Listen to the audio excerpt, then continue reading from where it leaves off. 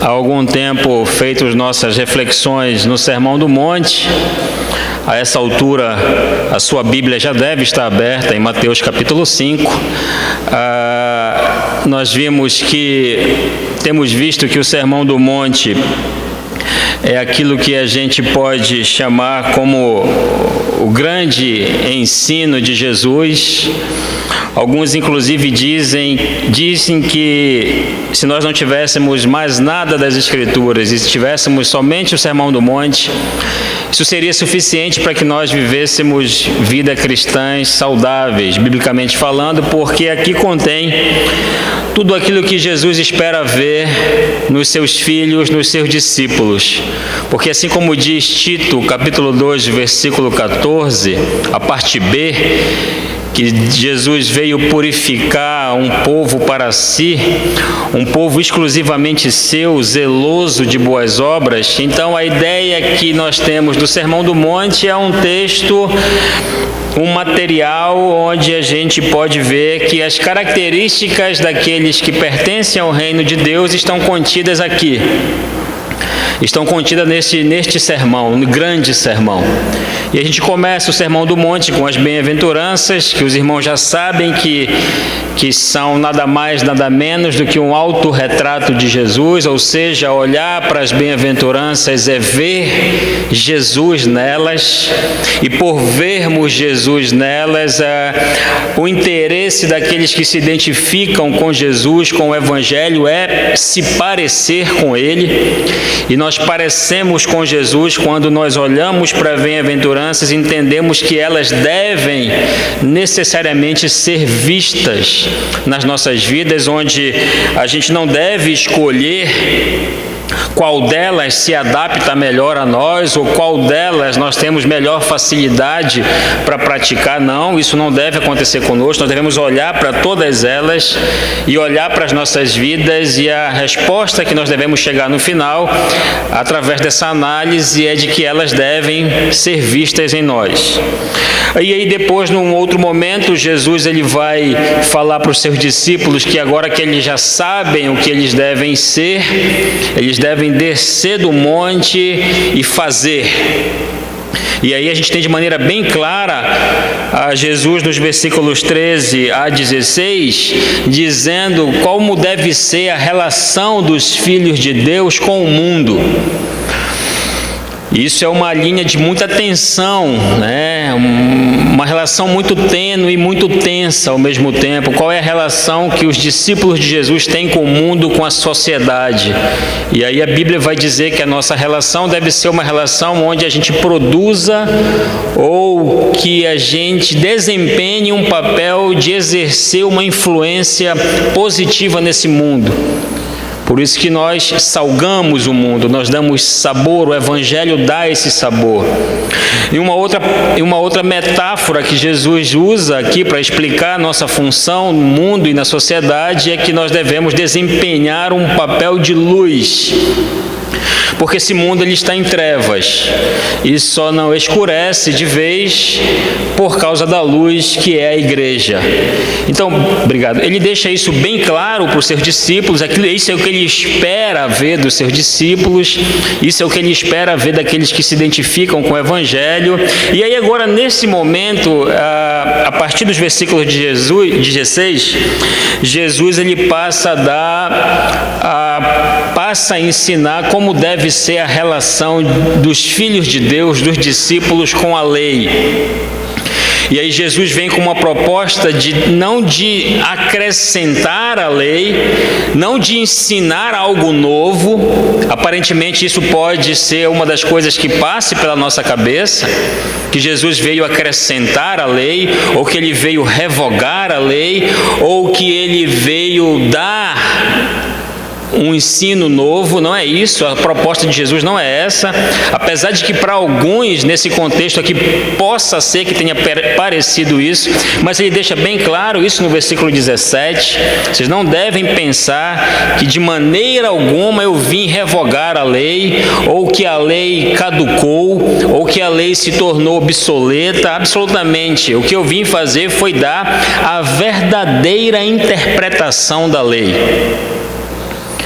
O que eu vim fazer foi interpretar a lei, eu vim dar a real interpretação da lei, porque aquilo que vocês têm até então são interpretações falsas. A interpretação que vocês têm da lei, ela está construída em bases falsas.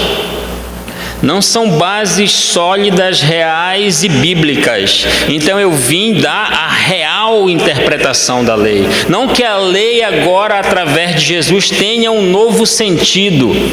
Não, de forma alguma. A lei sempre teve esse sentido, sempre teve essa ideia. Os homens, que no caso aqui são os escribas e fariseus, se encarregaram de dar interpretações falsas a respeito da lei. E isso estava fazendo com que as pessoas fossem enveredadas ou ensinadas de maneira equivocada. O ensino que era para aproximar as pessoas de Deus estava sendo usado para fazer exatamente o contrário. Afastá-las de Deus. Afastá-las como? Através de uma interpretação equivocada da lei. Isso acontece nos nossos dias? Sim, acontece nos nossos dias. Você vai em algumas igrejas que estão lotadas, mas se a Bíblia for ensinada de maneira errada, equivocada, se as bases forem construídas sobre um alicerce falso, instável, essas pessoas que estão ali com a intenção de se aproximar de Deus, na prática, elas estão se distanciando por causa de um falso, de um equivocado ensino. Isso acontece perfeitamente nos nossos dias quando o Evangelho não é ensinado, quando a Bíblia não é pregada, quando Jesus Cristo não é honrado. É exatamente isso que acontece. E aí agora, e o versículo que Jesus ele constrói tudo isso, e a partir desse versículo é que ele desenvolve toda a sua argumentação, é o versículo 20. O versículo 20 é fundamental. Porque eu digo a vocês que se a vossa justiça não exceder em muito a dos escribas e fariseus, vocês jamais entrarão no reino dos céus. E é a partir desse versículo 20 que ele constrói toda a sua argumentação a partir daí. E aí ele começa a usar exemplos de interpretações equivocadas que os fariseus e os escribas tinham da lei. E eles se valiam de um fator extremamente interessante e favorável a eles. Qual era o fator? A ignorância do povo. Se valiam de um fator extremamente interessante, a ignorância do povo, ou a predisposição do povo, não tão somente para ser ignorante, mas para continuar na ignorância. Se valendo disso, da ignorância da maioria do povo, ensina-se o que quiser. E nos nossos dias, mais uma vez, infelizmente não é diferente. Muitos se valem da ignorância do povo, de manter o povo na ignorância, porque aí faz com que eles estejam nesse estado, permaneçam nesse estado, e aí se torna muito mais fácil de ensinar qualquer coisa, e o povo só compete a eles dizerem o quê? Amém. Amém. Porque não tem condições de filtrar, de medir, de aferir absolutamente nada. Porque fazem questão de estar na ignorância e de se manter na ignorância. Jesus vem e rompe com tudo isso. Não é dessa forma, não é essa a intenção, não é esse o ensino, não é esse o real ensino. Por isso que a partir do versículo 21, ele começa dando a sua explicação exata, precisa e real acerca da lei. Isso a gente viu na semana passada aqui em relação ao homicídio. Por quê? Porque os fariseus e os escribas pessoas se consideravam pessoas totalmente acima das demais, exatamente pelo fato de não fazerem, de não cometerem certas coisas. E aí Jesus vem e desmascara eles, coloca a real situação de todos, desmascarando todos eles. Vocês se dizem judeus, mas vocês são sinagogas de Satanás. Os irmãos lembram desse texto? Fortíssimo. Vocês se dizem judeus, mas vocês são sinagogas, habitação de Satanás. Vocês são como sepulcros caiados. Vocês estão impecáveis por fora, cumprem todos os rituais, os cerimoniais estão em dias, mas vocês estão podres por dentro. Vocês são raças de víboras. Adjetivos extremamente duros e pesados que Deus usa, que Jesus usa para dizer quem são os religiosos, os representantes de Deus naquele contexto. E ele continua. Então esse foi um pequeno pano de fundo daquilo que nós temos visto até agora. E aí a partir do versículo 27, que é o texto em que nós iremos refletir nessa noite, dos versículos 27 a 30, nós temos mais informações de como esses homens lidavam com a lei e qual é a real interpretação da lei que Jesus quer nos ensinar nessa noite. Mateus capítulo 5, dos versículos 27 a 30. Ouvistes que foi dito, não adulterarás. Eu, porém, vos digo, qualquer que olhar para uma mulher com intenção impura no coração, já adulterou com ela. Se o teu olho direito te faz tropeçar, arranca-o e lança-o de ti, pois te convém que se perca um dos teus membros e não seja todo o teu corpo lançado no inferno. E se a tua mão direita te faz tropeçar, corta-a e lança-a de ti, pois te convém que se perca um dos teus membros e não vá todo o teu corpo para o inferno. Até aqui. A gente tem agora Jesus dando, a primeira coisa que ele faz dos versículos 21 a 26 é falar sobre a relação das pessoas com o homicídio, e ele deixa bem claro para nós, já começou a falar isso na semana passada, e agora ele vai pegar um outro aspecto.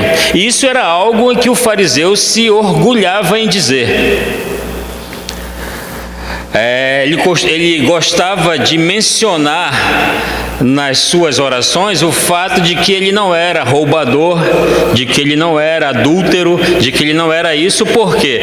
Porque a compreensão do fariseu a respeito e do escriba, a respeito do pecado ou a respeito da quebra da lei, era tão somente uma relação com a letra. A compreensão de pecado do fariseu era tão somente uma compreensão legal, estritamente legal, onde ele olhava para a letra, olhava para o papel e dizia: eu não me enquadro nesse sistema, logo eu tenho cumprido com a lei. Eu tenho sido um cumpridor da lei. A compreensão de pecado do fariseu era uma compreensão totalmente equivocada. Porque se a gente for olhar, os irmãos irão perceber que no decorrer dos estudos, aquilo que Jesus está querendo dizer é que nós devemos ter uma compreensão correta, biblicamente correta, a respeito da doença das nossas almas. Que doença é essa? O pecado.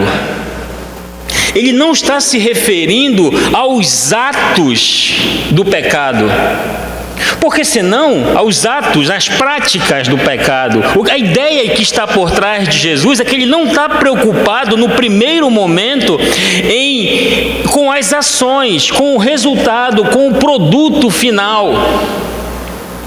Ele está preocupado com a causa, com a motivação. Aquilo que Jesus quer que esses homens entendam e que a gente precisa entender nessa noite é que a gente não deve tão somente dizer: ufa, graças a Deus eu não pequei.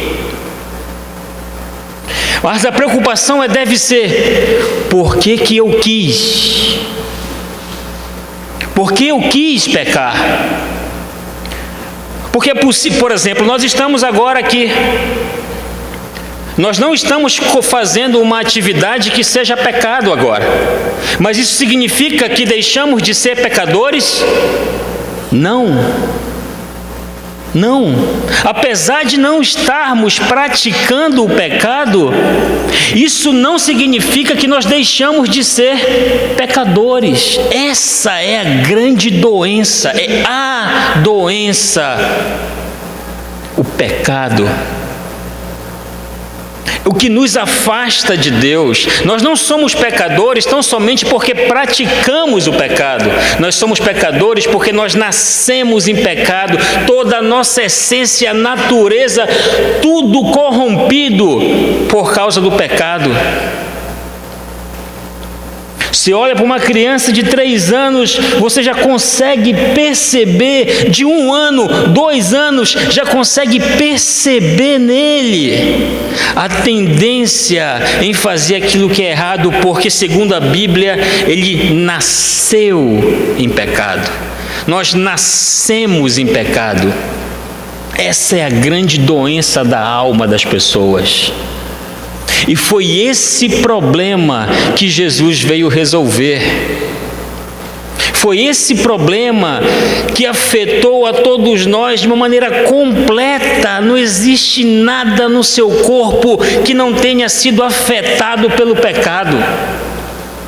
Nós precisamos ter uma compreensão correta dessa doutrina, a martiologia, o pecado, a depravação total do ser humano, que só a graça de Deus é que pode redimi-lo e libertá-lo. Caso contrário, a nossa compreensão da santidade também sofrerá falhas. O que deve nos causar espécie, irmãos, incômodo, constrangimento, não é tão somente o fato de a gente pecar em si. Isso sim deve nos incomodar, claro que deve nos incomodar, mas também quando nós somos tentados e conseguimos dizer não à tentação, isso também deve nos incomodar ao ponto de dizer: por que eu quis fazer isso? Por que eu quis subornar alguém? Por que eu quis me dar bem nessa situação? Por que eu quis satisfazer os meus desejos? Foi isso que Jesus veio ensinar para aqueles que se identificam com Cristo. Não é tão somente: eu não sou culpado de adultério porque eu nunca deitei com uma mulher que não fosse a minha. Jesus, ele amplia a discussão. Não, a questão não está no ato em si, a questão não está na prática em si, no resultado, é naquilo que está aqui no seu coração. Quais são as suas intenções, as suas motivações? Jesus vem com a ideia de tratar você de dentro para fora, de proporcionar uma libertação de si mesmo, de dentro para fora do seu coração, na sua mente, em tudo. Porque a queda, irmãos, aquilo que aconteceu no Gênesis, no Éden, bagunçou com tudo. Com tudo. Por isso que todas as vezes que você trata o pecado de maneira emocional, sabe o que acontece?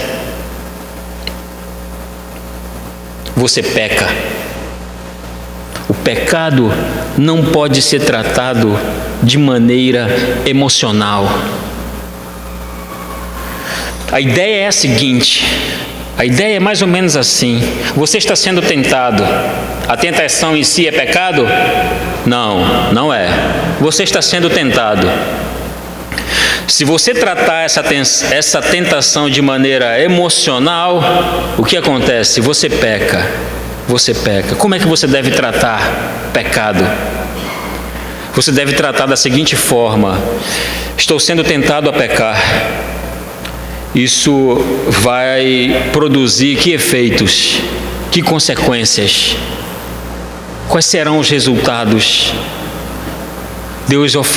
Ofenderei a santidade de Deus. Minha comunhão com Ele será quebrada. Dependendo do pecado, as consequências serão trágicas. A ideia é que você, olhando para o pecado dessa forma, a conclusão que você chega é: não farei isso. Não posso fazer isso. Porque existe em mim condições agora, de acordo com Romanos capítulo 6, de dizer não, de não ceder à tentação. Nós não somos mais obrigados a pecar, nós não somos mais escravos do pecado, nós não temos mais por que satisfazer os desejos da nossa carne. E por isso você deve compreender, sair daqui dessa noite com a seguinte compreensão: toda vez que nós pecamos, que você peca, que eu peco, você e eu, nós fazemos isso voluntariamente. Você fez sabendo e fez porque quis. Nós fazemos de maneira voluntária. Você quis fazer. Você não é mais obrigado. A palavra de Deus vai dizer para a gente, 1 Coríntios, capítulo 10, versículo 13. Se eu não estou enganado, vamos lá, só para a gente confirmar, esse texto é muito interessante, você precisa marcar ele na sua Bíblia e voltar a ele todo dia, memorizá-lo. 1 Coríntios capítulo 10, versículo 13. Não vos sobreveio tentação que não fosse humana, mas Deus é fiel e não permitirá que sejais tentados além das vossas forças. Pelo contrário, juntamente com a tentação vos proverá livramento, de sorte que a possais suportar. Não é possível dizer: foi forte demais, pastor. Não é possível, ninguém tem condições de dizer: foi forte demais, foi mais forte do que eu. É verdade, se você lutar com as suas próprias forças, é verdade, tem razão, é mais forte do que você mesmo, mais forte do que você. Com o pecado não se luta com as próprias forças, não se luta com as próprias forças.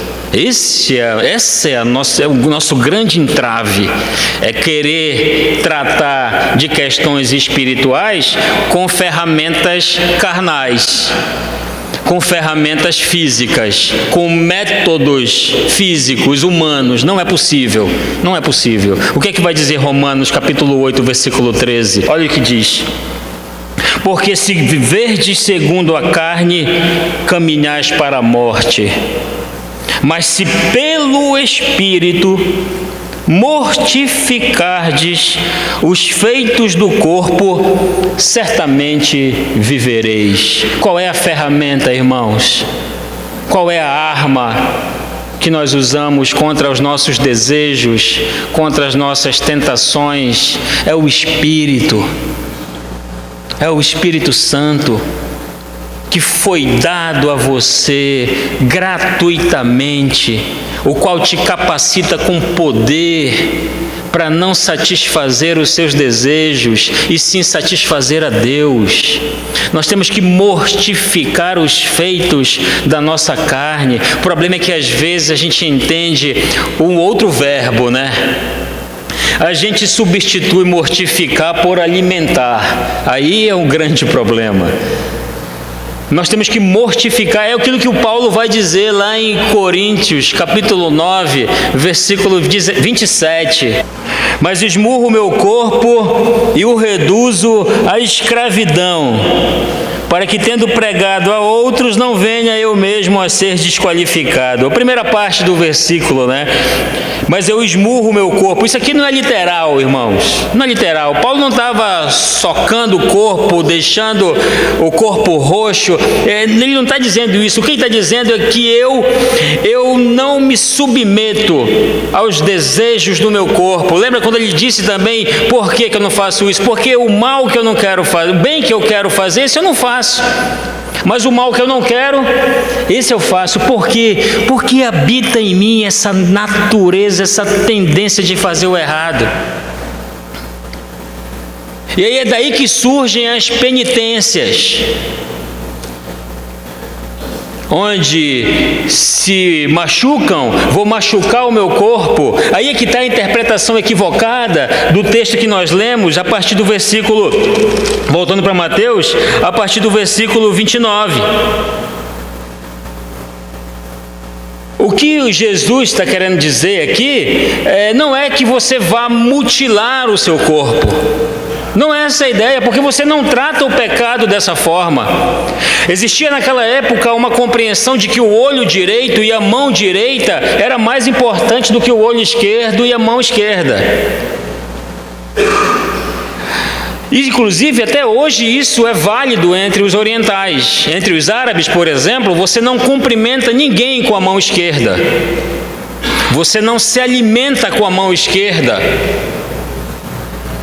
Você não recebe nada de alguém com a mão esquerda, porque a mão esquerda é considerada impura entre eles. Essa compreensão, nesse texto aqui, a ideia é que para aquelas pessoas, o olho direito e a mão direita, eles tinham mais valor que o olho esquerdo e a mão esquerda.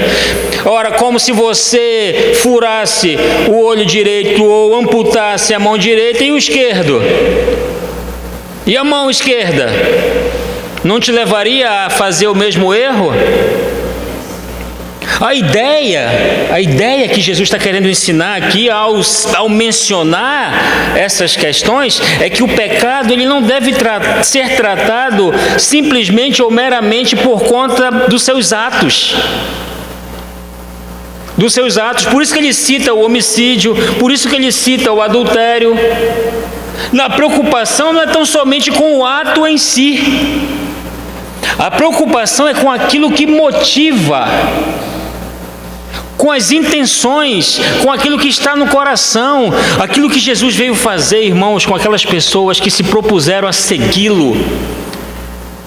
Foi uma transformação completa e real, uma transformação de dentro para fora. Por isso é que é necessário nascer de novo. Você tem que nascer de novo para seguir a Jesus. A implicação é, primeiro, nascer de novo. O que está envolvido no novo nascimento? Arrependimento e fé.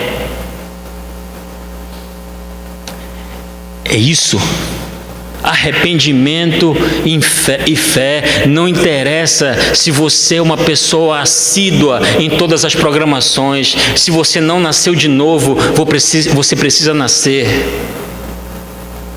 Se você não passou por esse processo de conversão, mudança de vida, mudança de pensamento, mudança de mentalidade, você precisa experimentar isso. Caso contrário, você continuará lutando com armas físicas, aquilo que só pode ser resolvido com ações e medidas espirituais.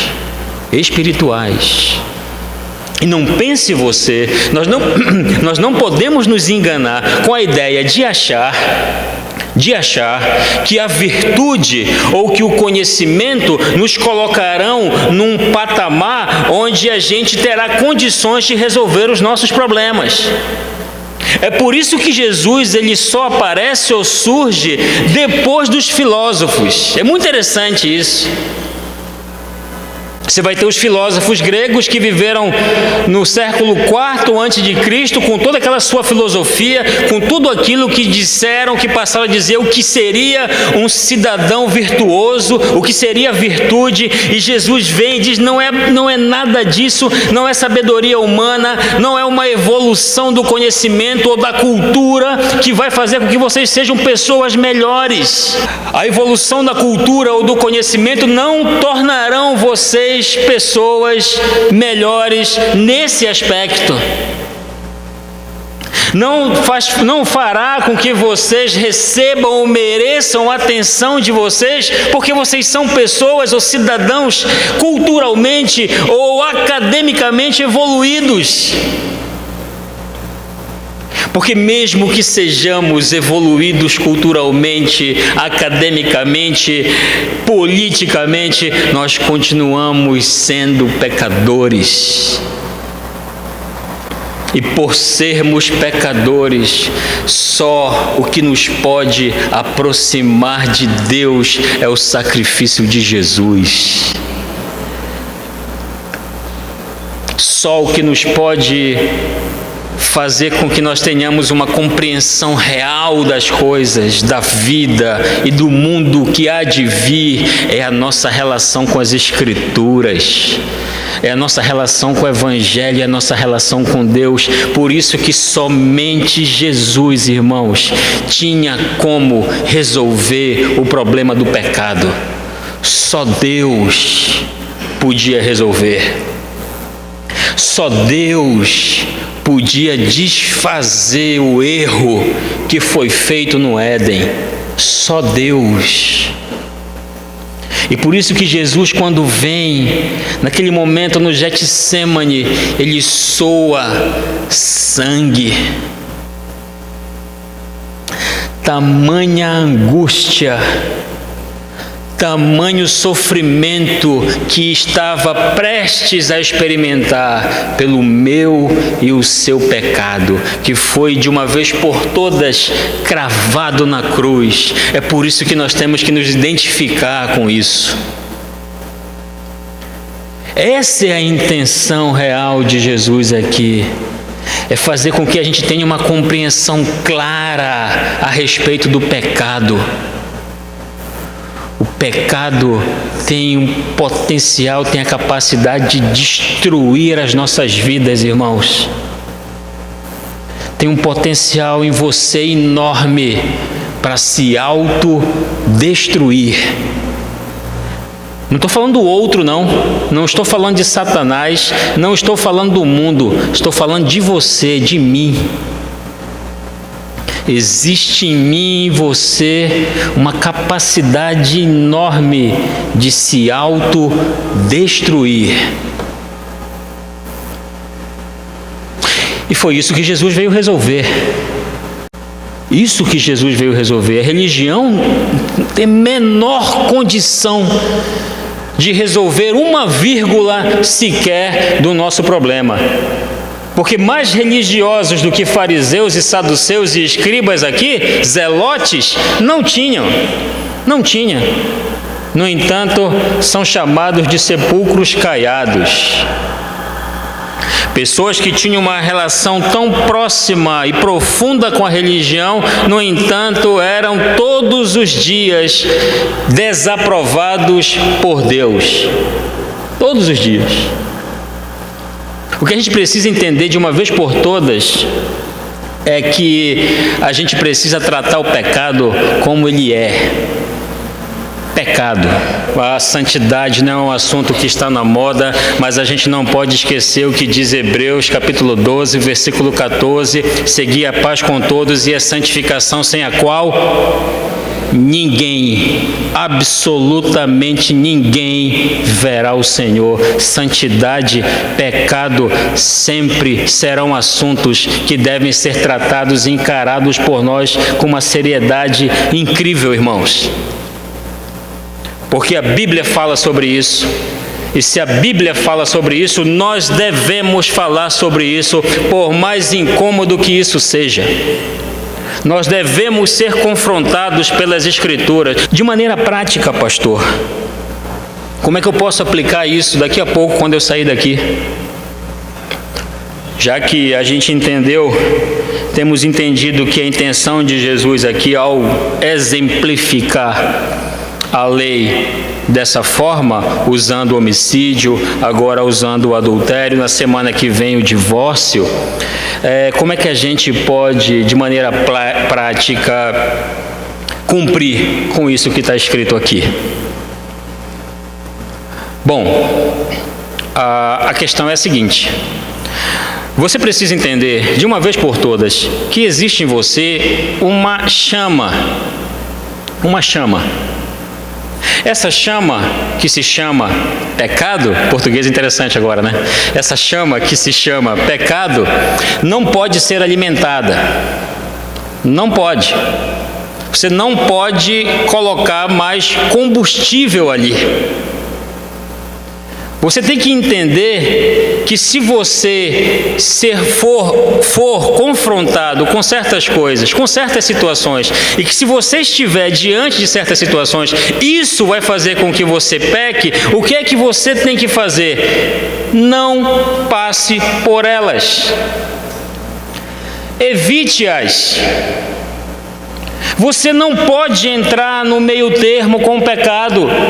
Não, eu posso ir mais um pouquinho. Mais um pouquinho, eu aguento mais um pouco. Não, eu vou mais um pouquinho. Dá para aguentar. Quando você estiver lá, tão próximo, que você não vai ter condições de sair. Você não pode entrar, você não pode ceder dessa forma. Você não pode entrar nesse meio termo com o pecado. Sabe por quê? Porque senão você peca. É muito mais forte do que você. É ou não é? É muito mais. Você não pode lutar com armas carnais, físicas. Você não pode se aproximar de algo que você sabe. Você sabe. E Deus também, que se você se aproximar, que se você fizer, você vai pecar. Então o que é que você tem que fazer? Você tem que fugir disso. A palavra certa é essa: fuja. Não foi o que José fez? Lembram de José? Quando foi armado uma cilada para ele? O que ele fez? Irmãos, ele literalmente fugiu, saiu correndo. A ideia é essa: fuja, não se permita passar por situações como essa. Fuja. Se preciso for, saia correndo. Nós não podemos entrar nesse meio termo com o pecado, porque senão fatalmente cederemos às suas tentações, às suas ciladas. Não alimente esta chama, não coloque mais combustível, porque senão você vai ter um incêndio. Se você alimentar, você vai ter um incêndio. Essa chama já está em você, ela já existe. Você não pode colocar mais combustível, você não pode se aproximar de algo que proporcione mais fogo, porque senão você vai ter um grande problema. Irmão, se ao jogar futebol você peca, para de jogar. A resposta que eu dou para o pastor: eu não consigo, pastor, toda vez que eu vou jogar bola, eu me transformo. O que é que eu faço? Simples. Se você vier com isso, eu vou dizer o seguinte para você: para de jogar, cara. Se eu ver você jogando bola, eu vou tirar você.